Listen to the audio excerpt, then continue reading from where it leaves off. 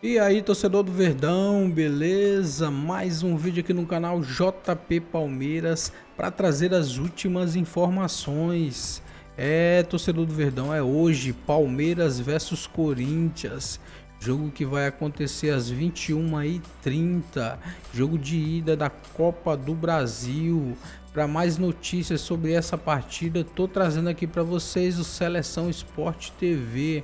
Falando tudo aí sobre este grande jogo de hoje. Fica aí até o final do vídeo, não se esqueça de deixar aquele like, beleza? Dos nossos repórteres, colocar de novo os campinhos prováveis na tela, fazer algumas considerações. Estava aqui viajando nas informações que eles passavam, olhando os nomes. Não sei se vocês vão concordar, mas bom, eu acho que o time do Palmeiras é melhor que o do Corinthians, quando você analisa individualmente, né? Os elencos então nem se fala. O momento do Palmeiras é óbvio, mas o Corinthians tem uma certa vantagem no seguinte quesito aqui, olhando do meio para frente. Eu acho que o Corinthians tem jogadores já mais estabelecidos no clube. Você pensar, o Carrilho entrou no ano passado já muito bem, parece que joga há muito tempo no Corinthians. A exemplo do Ranieri. O Garro, o Yuri Alberto e o Memphis já tem essa rodagem, daquela arrancada fantástica que o time teve no ano passado. O Palmeiras está mais se remontando com o carro em movimento, né, do ano para frente. Então o Evangelista está começando a substituir o Richard Rios.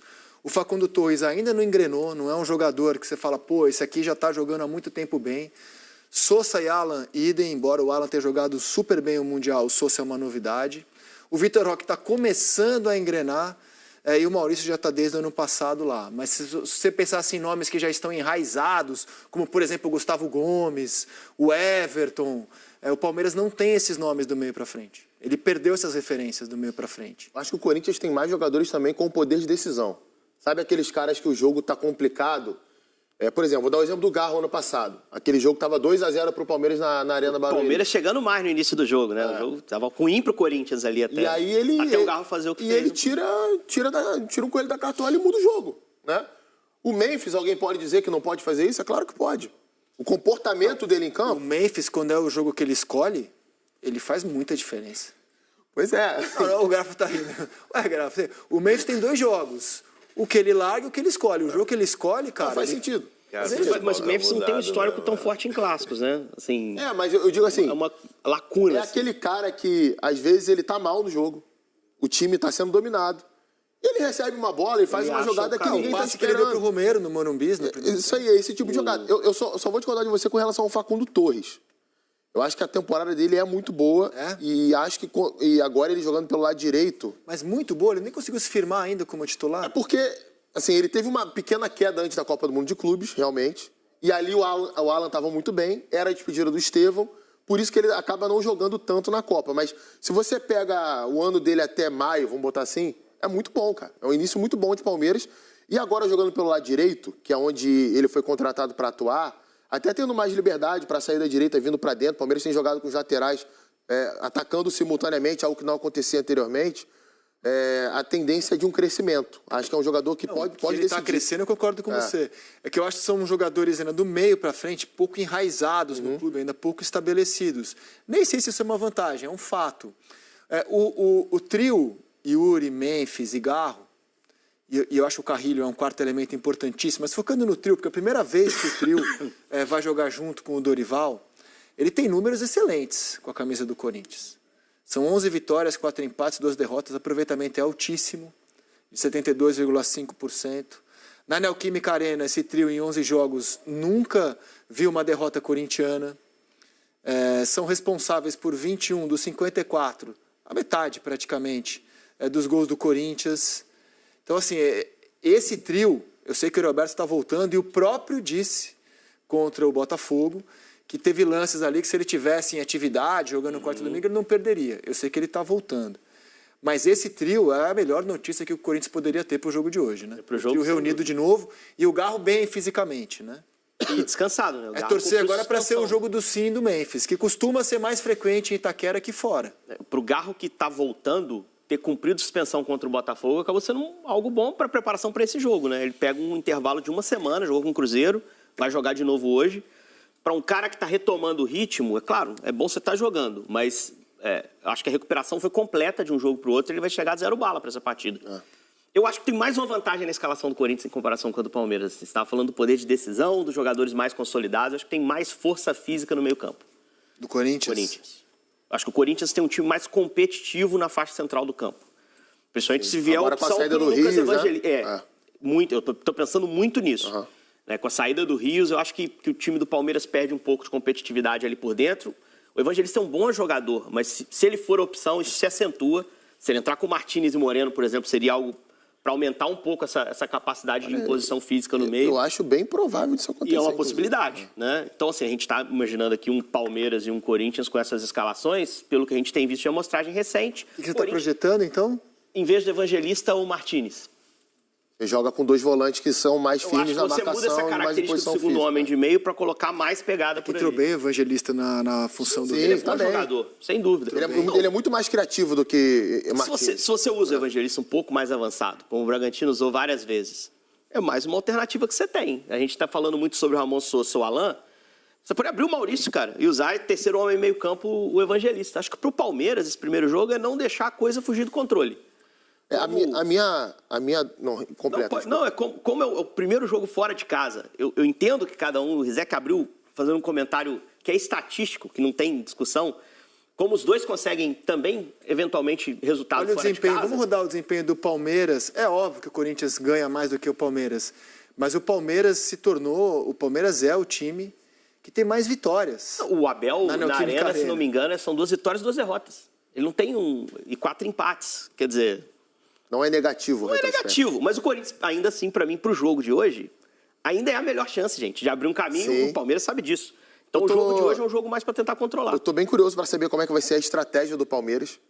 Se vai ser um time que vai querer marcar a saída de bola do Corinthians individualmente, como muitas vezes faz nos jogos dentro de casa. Sei que hoje é fora, mas o Palmeiras também já fez isso fora de casa.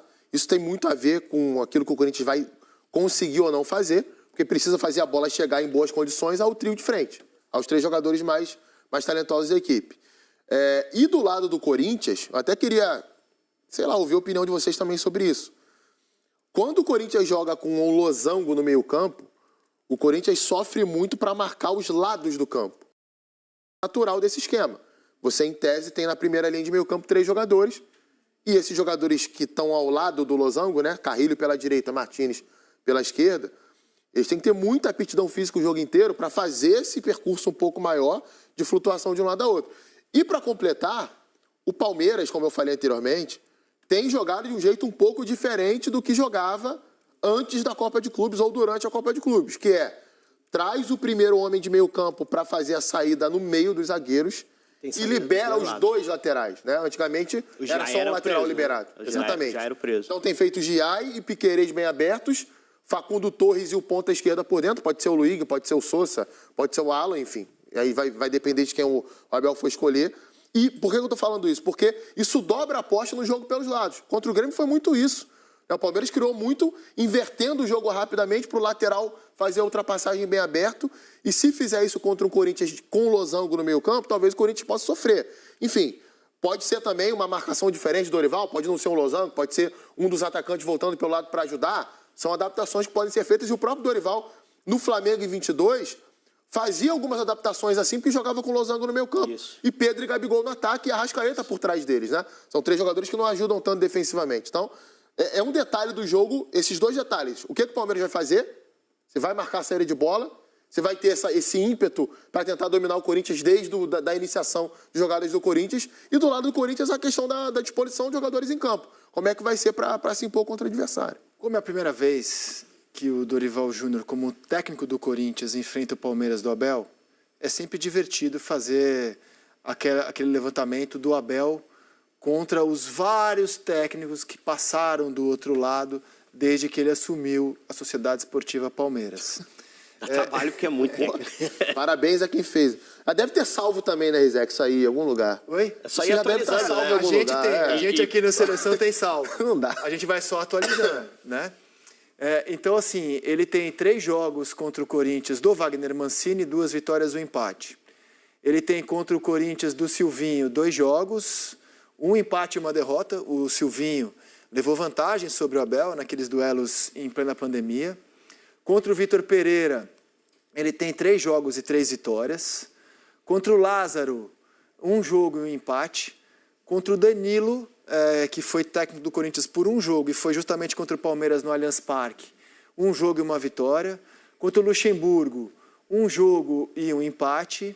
Aí veio o Antônio Oliveira, 2 jogos, 1 vitória e 1 empate. Contra o Ramon Dias, um técnico que conseguiu levar vantagem sobre o Palmeiras do Abel.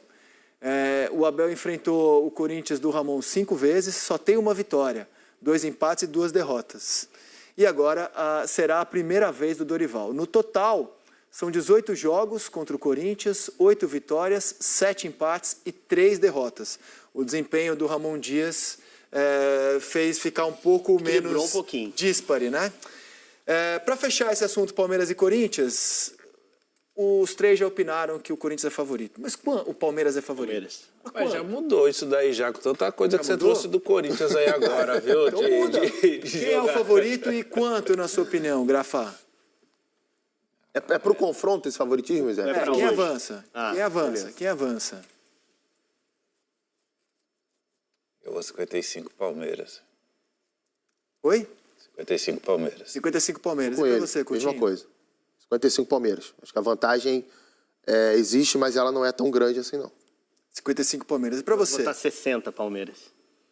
Bom, vamos atualizar isso depois do jogo de hoje, evidentemente.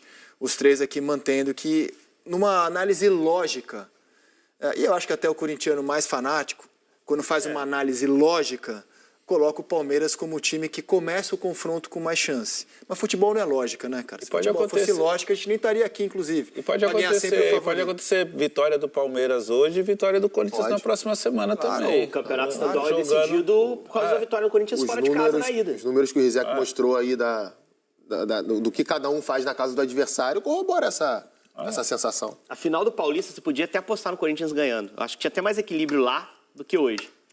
Mas não da forma que foi. O Corinthians ganhou a ida fora e consolidou com o empate em casa. Talvez você imaginasse o contrário. Não? O Corinthians aguenta o empatezinho na ida. O Palmeiras perde o pênalti na volta, né? A gente estava citando do Hugo sendo decisivo também. O Palmeiras, na volta, faz um gol de pênalti, que é um erro do Félix Torres. Isso. Né? Que gera o pênalti, que é... Agora, o Grafa falou um negócio, no primeiro comentário dele sobre o jogo aqui, que me fez refletir. Porque, assim, eu tinha ouvido muita gente falando, quem perder é crise. Eu até concordo. Só que pro Corinthians o barulho é muito maior, né? Muito maior. Eu acho que tem mais coisa em jogo pro Dorival e pro Corinthians, de uma forma geral, do que pro Abel. E não sei se isso vai ter efeito no jogo, assim. Pode ser positivo ou negativo. Pode ser que na pressão a resposta venha positiva. Mais foco, mais força no jogo. Até pelas diretorias, né, Henrique? A gente está falando de uma diretoria interina, de um clube que não há segurança para trabalhar, ultimamente, por tudo aquilo que acontece, contra outra que... Tem crises? Tem questionamentos? Claro que tem. Mas ela consegue abafar os questionamentos. E ela tem padrão de trabalho. Ela consegue ter continuidade naquilo que ela pensa quando inicia uma temporada. Então, isso aí é muito, muito claro, realmente. O Palmeiras hoje, na prática, ele já está onde a diretoria espera que esteja. Vivo em todas as competições, preparando para um clássico. Vai ser duro. Uma chance boa nas oitavas Libertadores, que o sorteio foi bom. Teoricamente, ele é muito favorito contra o Universitário. E já brigando pelo título brasileiro.